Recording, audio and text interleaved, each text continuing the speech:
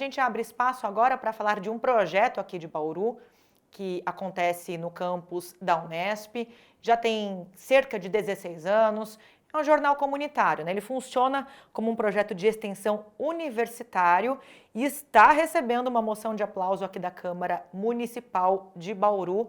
O nome desse projeto, Vozes do Nicéia. Para conversar conosco, contar como surgiu, como funciona essa iniciativa, a gente recebe a Aline Camargo. Ela é professora no Departamento de Comunicação Social da FAAC, da Unesp Bauru e coordenadora do projeto. Aline, gostaria de agradecer você ter aceito o convite para participar com a gente, contar um pouquinho aí sobre essa atividade, sobre esse projeto. Seja bem-vindo ao Espaço Aberto. Obrigada, Lidiane. Eu que agradeço o espaço que vocês estão dando para a gente, para o projeto. Eu queria que você começasse comentando com a gente qual que é o papel do Vozes do Nicéia enquanto um jornal comunitário e como ele funciona quando se fala em desenvolvimento de alunos, em especial alunos de comunicação. Uhum. Bom, a ideia do Vozes do Nicéia é funcionar como um jornal comunitário no sentido de que é um jornalismo que não é feito para os moradores, mas também com os moradores, né? Então, pensando nessa atuação conjunta entre a comunidade que habita hoje o Jardim Nicéia, ali inclusive próximo à Unesp, né? E ao mesmo tempo também contribuir com a formação desses estudantes. Então, eles têm a oportunidade de trabalhar com pautas, entrevistas, matérias, reportagens, né? Então, a ideia é que os alunos possam participar de todo o processo de construção da notícia, até a impressão do jornal, ou no caso dos boletins radiofônicos, né, da veiculação desses boletins, e também garantir que a comunidade esteja presente nas diversas etapas, né? Então, diferente de algum outro tipo de jornalismo, que a gente poderia simplesmente fazer o jornal na Unesp e só entregar ou distribuir ali para o bairro, né? A gente tenta sempre fazer, e a gente tem conseguido isso, já que o jornal já conseguiu uma certa credibilidade no bairro, né? Por já estar há bastante tempo ali, a gente consegue que as pessoas tenham esse interesse em participar, sugiram temas, né, e participem de fato de todas as etapas, garantindo que de fato a gente consiga fazer um jornalismo comunitário e ao mesmo tempo também servir aí de laboratório e de experiência para os estudantes, não só do curso de jornalismo, né, mas também de outros cursos ali da comunicação, como rádio, TV e internet e o curso de relações públicas também. Aline, como funciona esse diálogo entre os estudantes e os moradores do Nicéia? E essas pautas que são trabalhadas em conjunto, são realizadas reuniões de pauta? Normalmente, quais são assuntos de maior demanda, maior preocupação dos moradores? Nós fazemos visitas periódicas ao bairro e nessas visitas são os espaços que a gente tem para conversar, para ouvir as demandas dos moradores, né? Os assuntos, infelizmente, eles se repetem bastante no sentido de que nem sempre a gente consegue uma solução para eles, né? Mas basicamente são assuntos que envolvem ali o cotidiano desses moradores. Então, por exemplo, questões de zeladoria, dificuldade para acessar pontos de ônibus, coisas do tipo, né? Segurança no bairro, ações de cultura e lazer, de esportes. Então, envolve mais ou menos esses temas relacionados a políticas públicas e a direitos ali mesmo dos moradores daquela região, né? Ao longo do tempo todo de projeto, a gente conseguiu algumas grandes conquistas, né? Então, o bairro, quando a gente começa lá em 2008, era um bairro numa situação bastante precária, né? Sem asfalto, sem a passagem de ônibus ali na região, né? Então, foram conquistas super importantes dos moradores, com certeza, mas que a gente, de alguma maneira, esteve ali também nos bastidores e acompanhando essas demandas e a concretização desses projetos, né? Que ao longo desses 16 anos muita coisa mudou no bairro e a gente fica feliz de alguma maneira poder participar também dessas realizações. Quer dizer, essas pautas, essas demandas são levantadas, transformadas em pautas, em reportagens, matérias, poder público, órgãos competentes são acionados e aí os próprios moradores, por meio do veículo, do jornal comunitário, recebem esse feedback.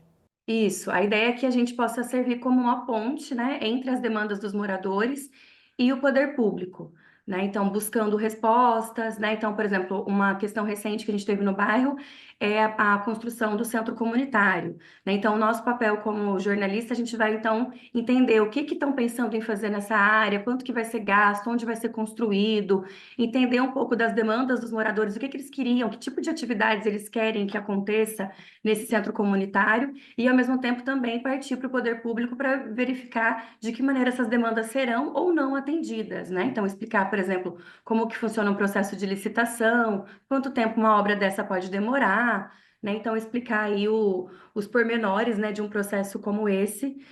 Só para dar um exemplo, né, desse último, que é uma conquista também bastante interessante para o bairro, né, um pedido já de bastante tempo, e que a gente acompanha buscando aí fazer essa mediação entre as demandas dos moradores e os projetos que são, de alguma maneira, efetuados aí ou pela Câmara, pela Prefeitura, enfim, pelos agentes públicos, né? Aline, hoje são quantos alunos da Unesp envolvidos com a confecção desse jornal, né, envolvidos com o projeto?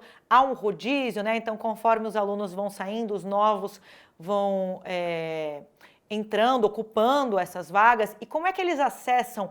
Quem são os moradores com quem eles conversam? São pessoas que se prontificam a colaborar? Existe liderança de bairro? Como é que funciona esse diálogo? Hoje a gente trabalha com mais ou menos 20 estudantes, divididos em 4 núcleos. Essas pessoas, todo ano a gente tem um processo seletivo, em que os estudantes são convidados, aqueles que têm interesse passam por um processo seletivo, e a partir disso eles são divididos nos núcleos. Hoje a gente está com o núcleo de redação, o núcleo de radiojornalismo, audiovisual e parcerias. A gente tem trabalhado nesses 4 núcleos, e uma coisa interessante também que a gente tem usado agora mais recentemente, tem dado um efeito positivo, que é fazer com que os estudantes façam um rodízio entre os núcleos. Assim, eles podem experimentar a diversidade também de suporte, de plataforma, linguagens, né? Então, fazer um conteúdo em uma edição ele faz para o jornal impresso, na outra ele faz para o rádio, também para ter um nível ainda maior de experiência, né? Por estarem no bairro já há bastante tempo, né, já temos as figurinhas marcadas, né, que a gente chama. A gente tem alguns líderes do bairro e a gente tem um contato muito próximo com eles a partir do WhatsApp, inclusive, que a gente tem utilizado bastante, e muitas das demandas surgem de lá, né? Então, quando a gente vai fazer visita ao bairro, a gente avisa, tem as listas de transmissão e a gente passa ali o sábado ou domingo, né, e conversando ali com as pessoas, né? Então, tem a praça do bairro, tem alguns ambientes também ali que são bem favoráveis a isso, como o ambiente onde será futuramente o centro comunitário, que já é um espaço ali de reuniões. As próprias igrejas funcionam muitas vezes como espaços de convivência, né? E nesses ambientes é que a gente tem esse contato mais próximo com os moradores. E aí também a gente tem a possibilidade, né, do envio aí dos boletins, que são enviados também por WhatsApp semanalmente. Então, esse contato por WhatsApp acontece com bastante frequência. Por lá também que a gente envia as postagens em redes sociais, né? Porque o nosso impresso, ele é bimestral, então demora um pouquinho para a gente ter uma outra edição, né? Que a gente tem algumas limitações de recursos, enfim. Então, para a gente garantir esse contato mais próximo, mais permanente com os moradores, a gente pensou nessas outras dinâmicas, né? Até mesmo para considerar que muitas pessoas hoje utilizam as redes sociais, preferem, de repente, um boletim sonoro, né, para consumir essas notícias que são mais urgentes, que de repente não dá para esperar a impressão de um próximo jornal daqui 2 meses, né? Então, a ideia também da gente buscar diferentes canais para garantir que, de alguma maneira, o morador vai ter acesso ao nosso conteúdo e vai poder colaborar com a gente, seja em qualquer um desses 4 núcleos. E o jornal teve uma mudança, né? Podemos dizer até uma atualização de nome nos últimos tempos. Ele começou inicialmente, né? Perdurou por bastante tempo como Voz do Nicéia, agora mudou para Vozes do Nicéia. O que motivou essa alteração? Sim, é interessante a gente falar sobre isso, né? O jornal, como você bem disse, começou em 2008, num contexto do professor Ângelo, que era um professor nosso aqui do curso, hoje já aposentado, o professor Ângelo Sotovi Aranha. E na época a gente tinha 2 experiências de jornalismo comunitário, o Voz do Nicéia e o Jornal do Ferradura, no bairro do Ferradura Mirim.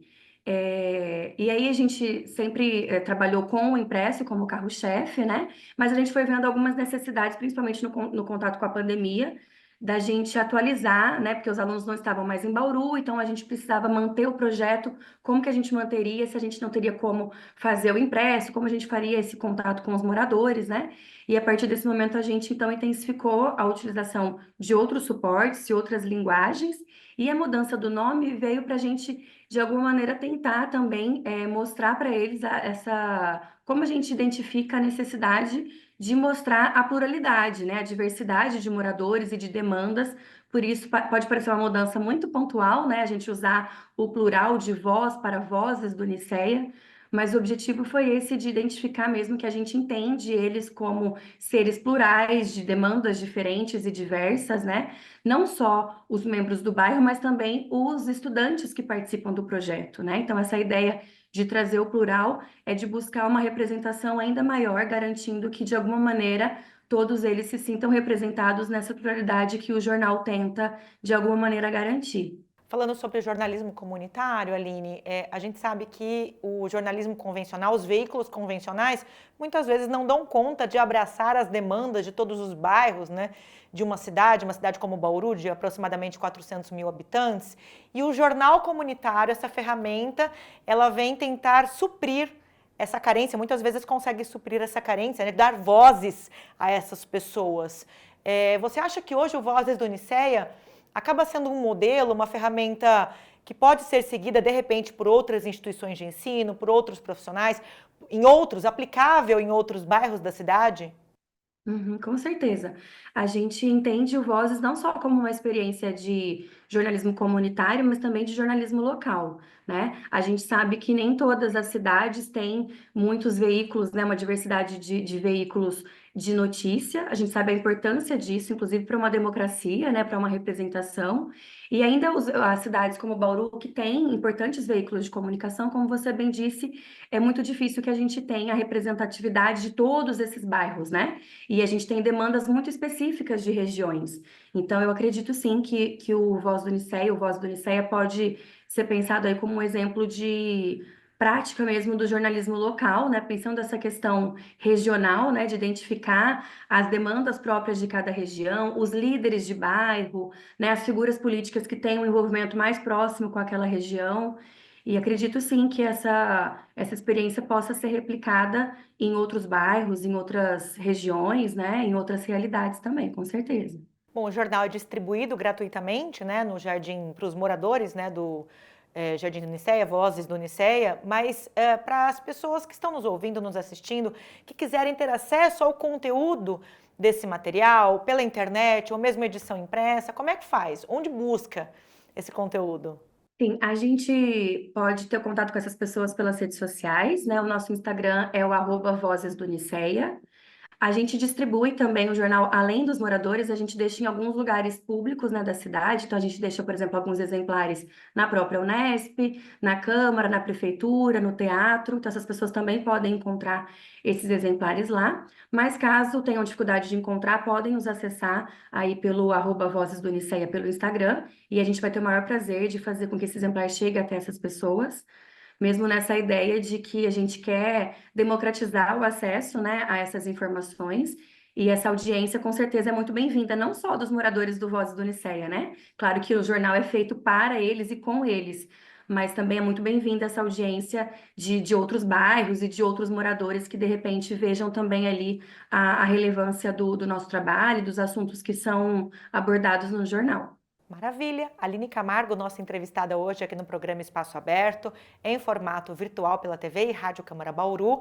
Ela que é professora no Departamento de Comunicação Social da FAC, Unesp Bauru, e coordenadora atualmente do projeto Vozes do Nicéia, jornal comunitário que já alcança os 16 anos de produção e que está recebendo uma moção de aplauso, uma homenagem aqui da Câmara Municipal de Bauru pela sua atuação.